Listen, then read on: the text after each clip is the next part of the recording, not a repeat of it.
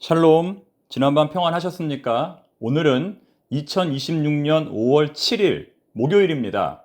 이 시간 주시는 하나님의 말씀은 룻기 4장 1절부터 6절까지입니다. 규칙은 반드시 지켜져야 합니다. 라는 제목으로 주의 말씀 증거하겠습니다. 운전을 하다 보면 규칙을 지키지 않는 많은 사람들을 보게 됩니다. 주차할 때 주차선을 지키지 않고 주행 중에 깜빡이를 켜지 않고 차선을 바꾸는 경우들입니다. 이러한 일들로 인하여 운전자 간에 시비가 붙기도 하고 보복 운전을 당하기도 합니다. 이런 일을 혹시라도 당하게 되면 누구든지 마음에 큰 상처를 받게 됩니다. 그런데 때로는 일부러 주차선을 지키지 않는 운전자들이 있고 일부러 깜빡이를 켜지 않고 운전하는 운전자들이 있다는 겁니다. 너무 급해서 어쩔 수 없는 상황에서 그런 것이 아니라 또 운전을 잘 못해서 실수로 그런 것이 아니라 고의적으로 법을 위반한다는 겁니다. 왜 그럴까요? 전문가들이 말하기를 그런 사람들은 법을 지키는 것을 굉장히 자존심 상하는 것으로 여기고 누군가에게 굴복당하는 것으로 여기는 사람들이라고 합니다. 그래서 일부러 법을 위반하고 일부러 다른 사람들을 위협한다는 겁니다. 그렇게 함으로써 자신이 상대방보다 더 강한 사람임을 보여주려고 한다는 겁니다. 굉장히 잘못된 심성을 가진 사람들입니다. 이런 사람들을 가리켜서 전문가들은 반사회적 인격장애, 곧 소시오패스라고 부릅니다. 소시오패스의 정확한 정의는 자신의 성공을 위하여 타인의 권리를 아무렇지도 않게 짓밟는 사람이라고 할 수 있는데 그런 사람의 가장 큰 특징이 바로 법을 쉽게 위반하는 겁니다. 규칙을 아무렇지도 않게 위반하는 겁니다. 이런 사람들은 법이 자신에게 유리할 때만 지키고 불리할 때는 지키지 않습니다. 그러면서도 상대방이 조금이라도 법을 지키지 않으면 절대로 용납하지 않고 큰 소리로 책망합니다. 이러한 반사회적 인격장애를 가진 소시오패스가 전체 인구의 무려 4%나 된다고 하니 상당히 많은 수라고 할 수 있습니다. 100명 중에 무려 4명이 이런 사람이라는 겁니다. 그렇기 때문에 운전 중이나 보행 중에 행여라도 이런 사람들을 만나면 절대로 같이 싸우거나 다투려 하지 말고 웬만하면 그냥 넘어가는 것이 좋습니다. 만약 시시비비를 꼭 가려야 하는 상황이라면 직접 상대하지 말고 경찰관을 불러서 대응을 해야 합니다. 왜냐하면 우리는 소중한 사람이기 때문입니다. 우리의 감정이 상하지 않도록 우리 자신을 먼저 보호해야 합니다. 오늘 설교의 제목은 규칙은 반드시 지켜져야 한다라는 것입니다. 같은 의미로 악법도 법이라는 말이 있습니다.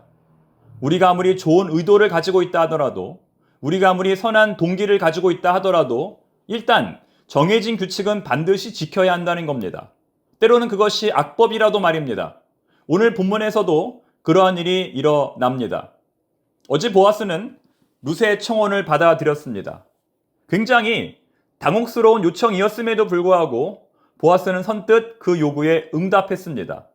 이런 것을 보면 보아스 편에서도 평소에 룻에 대한 호감이 상당히 있었던 것으로 보입니다.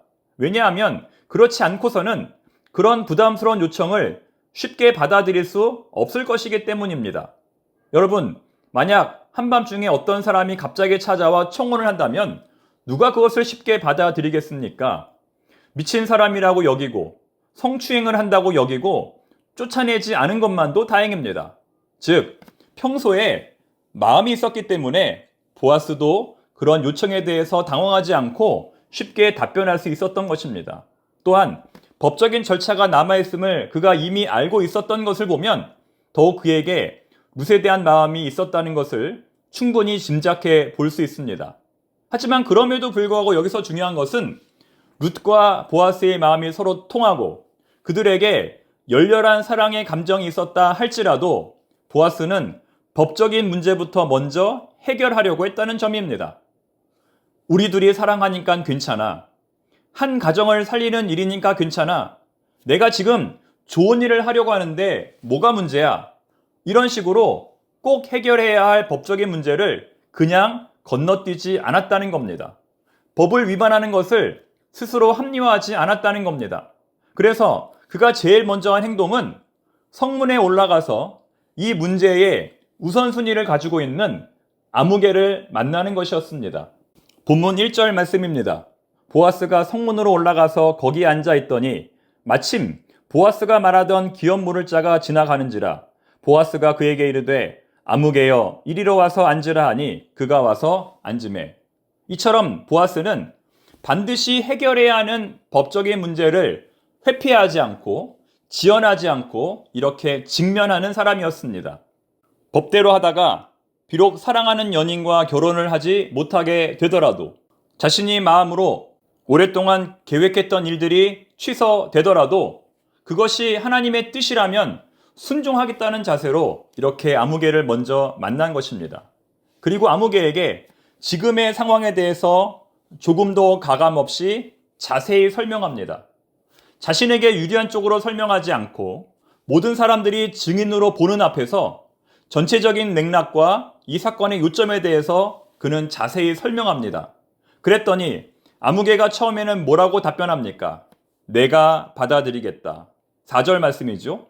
나오미가 팔려고 내놓은 그 땅을 내가 사겠다라고 말합니다. 내가 물으리라 하는지라. 영어 성경으로 보면 And he said, I will redeem it 이라고 되어 있습니다. redeem이라는 단어가 나왔는데 redeem은 구원하다라는 뜻도 있지만 땅을 되찾다, 하나님의 기업을 회복하다라는 뜻도 가지고 있습니다. 그때 보아스의 마음은 어떠했을까요? 솔직히 말해서 조금은 당황했을 것이고 무척 아쉬웠을 겁니다. 이렇게 해서 룻과의 결혼은 불가능해지는구나. 이렇게 조금은 낙심했을 겁니다. 그러나 보아스는 포기하지 않고 아무개에게 이러한 다음에 부연 설명을 합니다.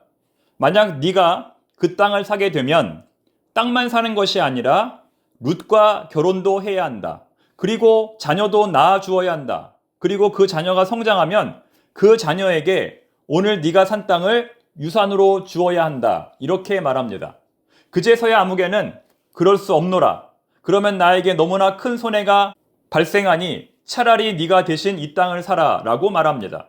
이렇게 해서 보아스는 모든 법적인 절차를 완료합니다. 나중에라도 그 아무개가 딴소리를 하지 않도록 증거까지 남깁니다. 그것은 내일의 본문인 7절에 기록되어 있습니다. 사랑하는 교우 여러분, 여기서 우리는 어떠한 교훈을 얻을 수 있을까요? 오늘 설교의 제목처럼 어떠한 상황에서도 규칙은 반드시 지켜져야 한다는 겁니다. 내 뜻이 너무 강하다고 해서, 내 뜻이 너무 좋다고 해서 편법과 불법을 행해서는 안 된다는 겁니다. 결국에는 그런 것들이 나중에 걸림돌이 됩니다. 부끄러움의 요소가 되어 하나님께 영광을 돌리지 못하게 만듭니다. 사랑하는 교우 여러분, 하나님이 역사하신다면, 그것이 정말 하나님의 뜻이라면 하나님은 규칙과 법을 지키면서 역사하십니다. 하나님이시라고 해서 무법자처럼 마음대로 하시지는 않는다는 겁니다. 오히려 우리는 그 법과 규칙을 통하여 이것이 진정 하나님의 뜻인지 검증할 수 있습니다. 보통 교회에서 담임 목사를 청빙할 때 1차 서류 심사부터 설교 심사, 심층 면접까지 굉장히 까다로운 과정들이 이루어집니다. 지원자 입장에서 1차 서류 심사에서 떨어지면 그래도 충격이 덜 하지만 마지막 3차 심층 면접까지 통과하고 떨어지면 그 타격이 어마어마합니다. 마지막 심사까지도 합격했는데 전혀 예상치 못했던 문제로 담임 목사 청빙이 취소되면 그 지원자는 멘붕을 겪게 됩니다.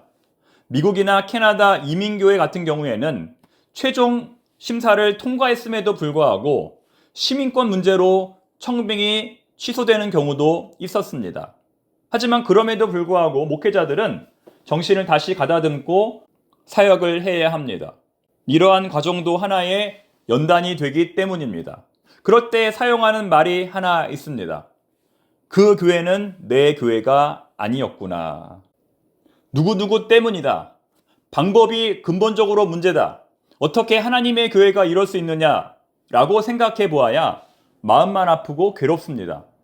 방법과 절차를 탓하기보다는 그저 그 교회는 내 교회가 아니었구나 생각하고 새로운 목회지로 방향을 바꾸어야 합니다. 마찬가지로 우리 성도들도 최선을 다했지만 결론이 좋지 않을 경우 그 일은 내 일이 아니었구나. 그 사람은 내 사람이 아니었구나. 그 사역은 내 사역이 아니었구나라고 생각해야 합니다. 방법을 탓하지 말고 사람을 탓하지 말고 끝까지 우리 성도들은 믿음의 정도를 걸어가야 한다는 겁니다. 사랑하는 교우 여러분, 어떠한 상황에서도 이렇게 품격 있는 성도의 길을 걸어갈 수 있는 우리 모두가 되기를 바랍니다. 기도하겠습니다. 하나님 아버지, 때로는 부당한 방법 때문에 부정한 사람 때문에 손해를 본 것 같다 괴로울 때가 있습니다. 그래서 법도 어기고 규칙도 어기고 내 마음대로 살고 싶을 때가 있습니다. 그러나 우리 하나님을 믿는 성도들은 악법도 법이라는 생각을 버리지 말고 어떠한 상황에서도 끝까지 정도를 걸어가는 품격 있는 사람들이 되게 하옵소서. 절차를 제대로 지키지 않았다가 나중에 낭패를 보는 일이 없도록 하나하나 정해진 규칙을 준수하게 하옵소서. 예수님의 이름으로 기도드립니다. 아멘.